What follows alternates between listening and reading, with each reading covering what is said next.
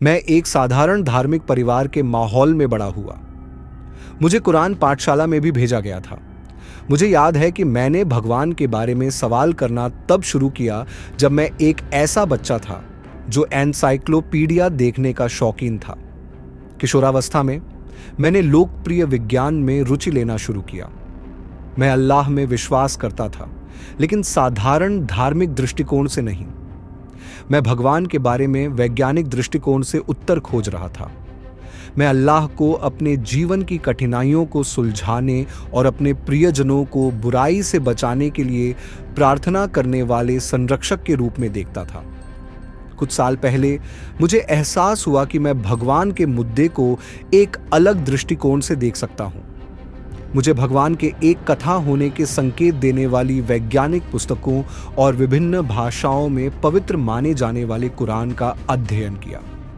यदि आप कुरान को अपनी भाषा में निष्पक्ष दृष्टिकोण से पढ़ते हैं तो आप देख सकते हैं कि यह मानव बुद्धि और तर्क के साथ मेल नहीं खाता और एक साधारण पौराणिक तत्व है। इस विषय में मैं सबसे पहले जो बात स्पष्ट करना चाहता हूं वह यह है कि मैं भगवान में विश्वास नहीं करता, बल्कि मैं विश्वास नहीं कर सकता। धर्म, भगवान, मृत्यु के बाद का जीवन, पवित्रता, आत्मा और उपासना, ये सभी विषय मेरे लिए इतने बेतुके और अविश्वसनीय लगते हैं कि मैं उन्हें स्वीकार नहीं कर सकता। इस सामग्री के माध्यम से मैं अपने कारण प्रस्तुत करूंगा। नास्तिक विचार ऐसा विचार नहीं है जिसे आप अचानक स्वीकार कर सकते हैं। इसे प्राप्त करने के लिए पढ़ना, शोध करना और गहराई से सोचना पड़ता है। कुरान और अन्य सभी पवित्र पुस्तकों की सामग्री एक इंसान के लिखने के लिए बहुत साधारण और यहाँ तक कि खराब है। साधारण किताबें उन लोगों के लिए लिखी जाती हैं जो उन्हें आसानी से समझ सकें। किताबें साहित्यिक और संरचनात्मक रूप से सुव्यवस्थित होती हैं। क्या वास्तव में संपूर्ण ब्रह्मांड का निर्माण करने वाला सर्वोच्च प्राणी साधारण लोगों के लिए अस्पष्ट, विवादास्पद और क्षेत्रीय संस्कृति से मेल न खाने वाली बातें प्रस्तुत करके खुद को प्रमाणित करने का तरीका अपनाएगा? कुछ लोग मानते हैं कि अगर कुरान या पवित्र पुस्तकें स्पष्ट और परिपूर्ण होती तो हर कोई विश्वास करता और इस तरह परीक्षा संभव नहीं होती। मैं उनसे कहता हूं, आप खुद को धोखा दे रहे हैं। कुरान में बताई गई कथित चमत्कारों को किसी अन्य पुस्तक से भी आसानी से प्राप्त किया जा सकता है। धर्मों, विशेष रूप से इस्लाम की उत्पत्ति की कहानी भरोसेमंद नहीं है।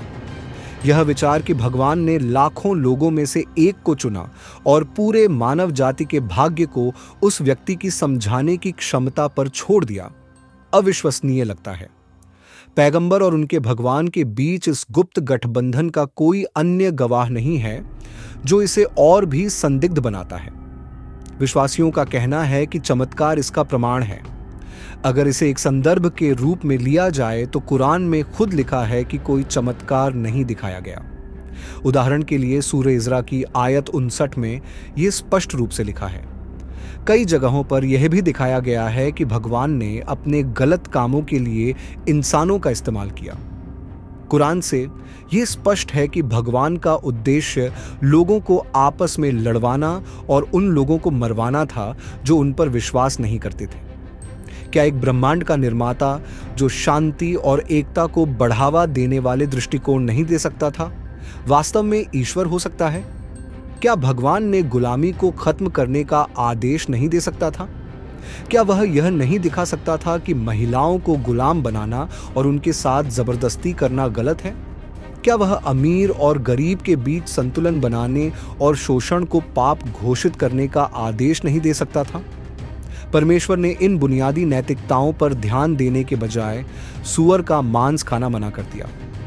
यह दिखाता है कि तथाकथित पवित्र पुस्तक भगवान का शब्द नहीं, बल्कि उस समय के व्यक्ति द्वारा रचित एक निर्माण है। इतिहास में लोगों ने हमेशा अलग अलग नामों और विशेषताओं वाले हजारों देवताओं की पूजा की। सभी देवताओं के अनुयायी अक्सर एक दूसरे के दुश्मन थे। क्या यह इसलिए हो सकता है कि भगवान का निर्माता वास्तव में इंसान ही है? ब्रह्मांड 13.8 अरब साल पुराना है। पृथ्वी पर केवल 3 अरब साल से जीवन है। इंसान केवल 50,000 वर्षों से यहाँ है और केवल पिछले 15,000 वर्षों में धर्म का कोई संकेत मिलता है। इस्लाम केवल 1400 साल पुराना है। सदियों पहले भूकंप, बिजली और गरज, आग, बारिश, सूखा, बाढ़, सूर्य और चंद्र ग्रहण जैसे सामान्य प्राकृतिक घटनाओं को कोई नहीं समझ सकता था। लोग इस अज्ञातता को समझाने के लिए अपनी अज्ञानता का सहारा लेते थे। उन समयों में किसी का अज्ञानता और डर के कारण जो निष्कर्ष निकालना स्वाभाविक था वह यह था, यह सब एक अदृश्य सर्वोच्च शक्ति के कारण हो रहा होगा और यह शक्ति मानवता द्वारा किए गए पापों की सजा के रूप में ये सभी आपदाएं ला रही होगी और यह शक्ति ही हमें मनुष्य को बनाया होगा। मौसम विज्ञान, भूगर्भ विज्ञान, खगोल विज्ञान, ब्रह्मांड विज्ञान और भौतिकी जैसे विज्ञान के क्षेत्रों से अनभिज्ञ लोग इस असंगत तर्क पर विश्वास कर लेते थे और डरते थे, जो स्वाभाविक भी था। आज के समय में हम विज्ञान के प्रकाश में स्पष्ट रूप से जानते हैं कि सभी प्राकृतिक तत्व कैसे बनते हैं और उनके पीछे कोई अदृश्य शक्ति नहीं है।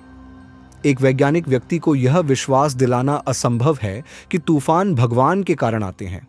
आज के समय में भी भगवान विज्ञान द्वारा पूरी तरह से जवाब न दिए जा सकने वाले प्रश्नों के छोड़े हुए छोटे अंतरालों पर कब्जा करने की कोशिश करता है।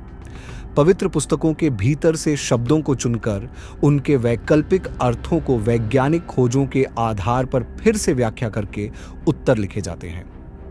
ये पवित्र किताबों का एक कमजोर अद्यतन प्रयास है। भगवान के अस्तित्व का कोई प्रमाण नहीं है। वैज्ञानिकों ने कई खोजों के माध्यम से यह साबित कर दिया है कि ब्रह्मांड और जीवों के निर्माण के लिए भगवान की आवश्यकता नहीं है। क्या भगवान ने सच में ब्रह्मांड को इस तरह बनाया है कि उसका खुद का अस्तित्व प्रमाणित न हो सके? मान लें कि ऐसा हुआ और उन्होंने इसे बनाया, तो क्या भगवान को अस्वीकार करने वाले लोग जो भगवान को मानने का कोई प्रमाण नहीं पा सके दंडित किए जाएंगे? यह भगवान द्वारा किया गया अन्याय होगा। विश्वास करने वाले अज्ञानता को गुण मानते हैं। धर्म में विश्वास करने वाले लोगों को धर्म के बाहर के विषयों में लगभग कोई रुचि या जानकारी नहीं होती। लोग जितने अज्ञानी होते हैं उनके धर्म पर विश्वास उतना ही मजबूत होता है। उच्च शिक्षा प्राप्त शोध करने वाले, प्रश्न पूछने वाले लोगों और वैज्ञानिकों में धर्म पर विश्वास का स्तर लगभग शून्य है। हर प्रश्न पूछने और शोध करने वाला व्यक्ति इस निष्कर्ष पर पहुंचता है कि भगवान एक कहानी मात्र है। एक व्यक्ति जितना अधिक विश्वास करता है उतना ही अज्ञानी होता है, क्योंकि विश्वास का स्वभाव ही धोखे में होने की स्थिति है। बच्चों को बहुत कम उम्र से ही विश्वास करने की शिक्षा दी जाती है। बच्चों को धर्म में विश्वास दिलाने के लिए सबसे कमजोर उम्र का चयन किया जाता है, अर्थात बचपन। क्या आपने कभी किसी धार्मिक व्यक्ति को यह कहते सुना है कि बच्चों को बड़े होने तक वैज्ञानिक जानकारी दी जाए और उसके बाद धर्म चुनने की स्वतंत्रता मिले? इसके विपरीत छोटे बच्चों को पूजा के लिए प्रेरित किया जाता है। बचपन में सीखी गई चीजों को नकारना बेहद कठिन होता है, क्योंकि मानव मस्तिष्क इस तरह विकसित हुआ है कि बचपन के अनुभव जीवन का मार्गदर्शन करते हैं। धर्म मानवता को सबसे अधिक हानि पहुंचाने वाली चीज है। लोग अपने छोटे बच्चों को इस जहर का उच्चतम प्रेरणा के साथ पाठ पढ़ाते हैं। शुक्रगुजार रहो और शांत रहो, इस संस्कृति को बढ़ावा दिया जाता है।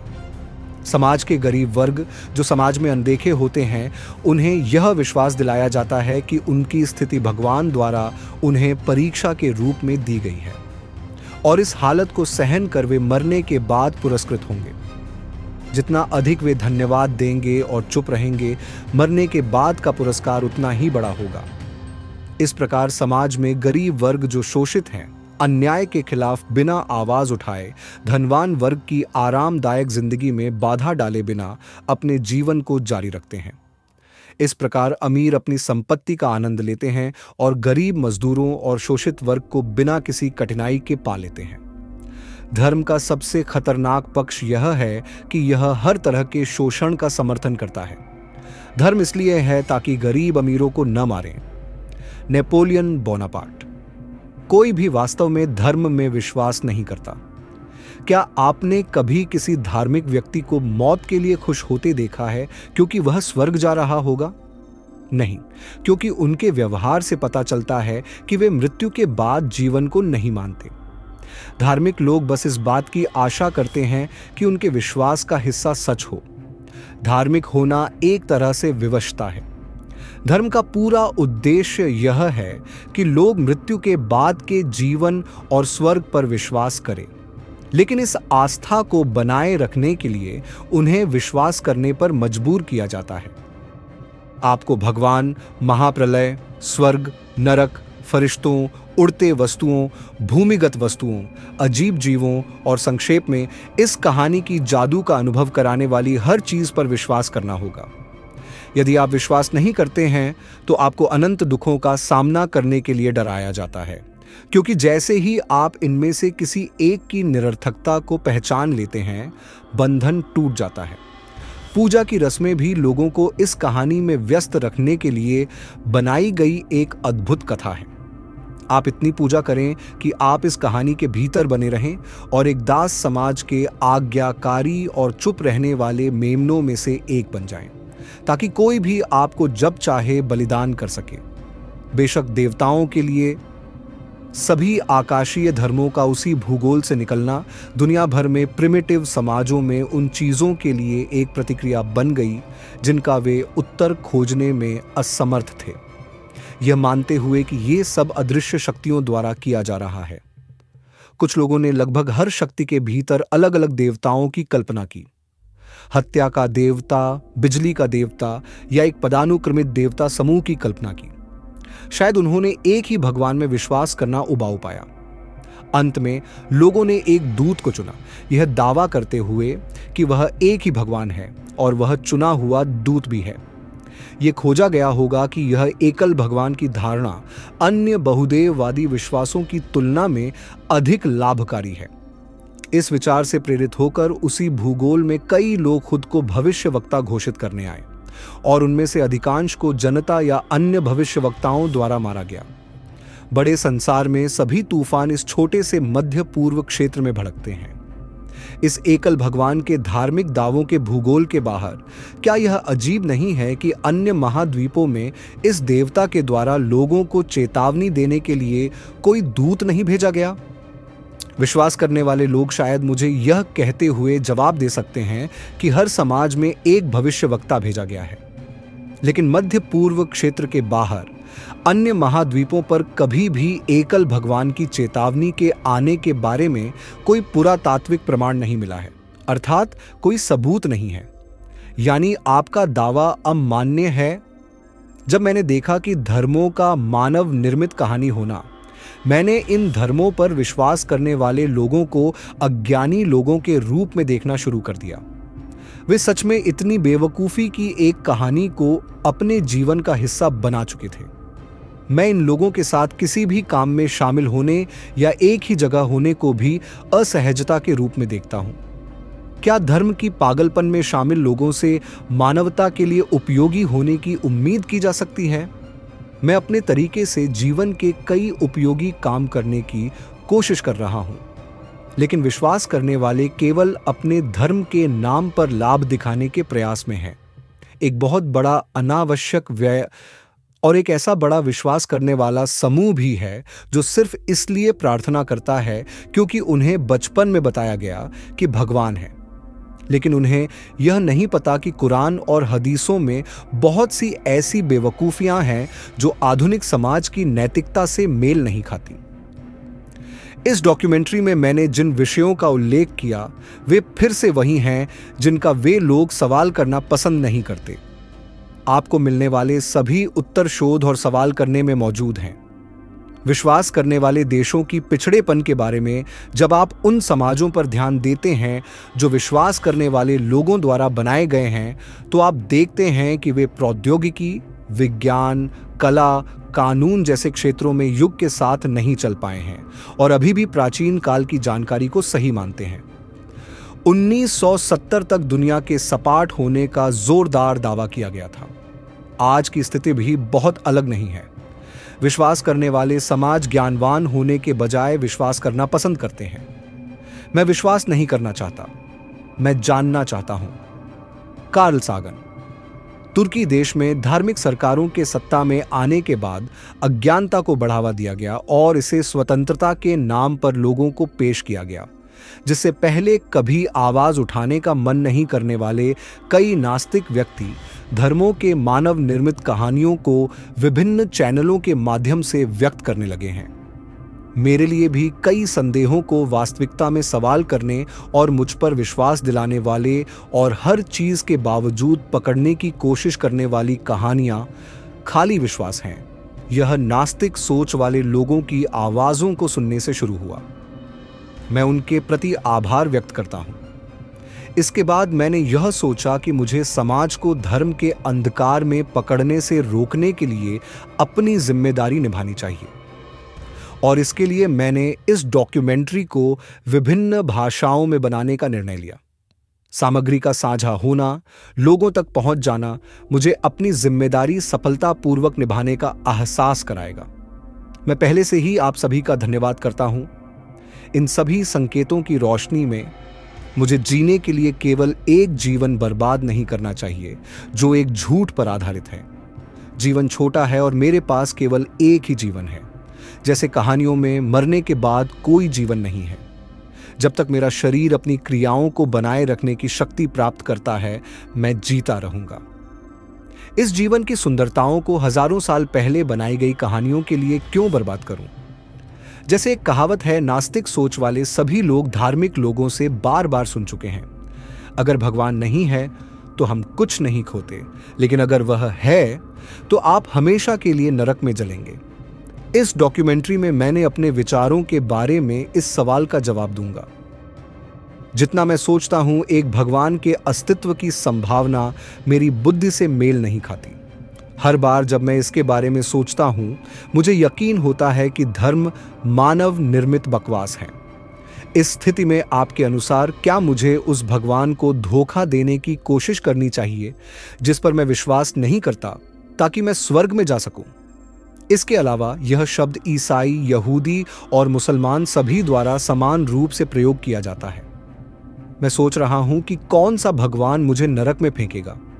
क्या यह एक और विरोधाभास नहीं है? हां, क्या नास्तिकों को शून्यता का अनुभव होता है? वयस्क होने के नियमों में से एक यह है कि हमें अपने माता पिता से अलग रहना शुरू करना चाहिए। जैसे परिवार को छोड़ने पर खालीपन महसूस होता है, उसी प्रकार धीरे धीरे भगवान में विश्वास खोने की प्रक्रिया भी लोगों में एक शून्यता पैदा करती है। लेकिन यह शून्यता जल्द ही खुशी, शांति, ज्ञान और आनंद से भर जाती है। इस लंबी डॉक्यूमेंट्री को देखने के लिए धन्यवाद। हमें फॉलो करना ना भूलें। हम और भी खूबसूरत और ज्ञानवर्धक डॉक्यूमेंट्रीज में मिलते हैं। अपना ख्याल रखें।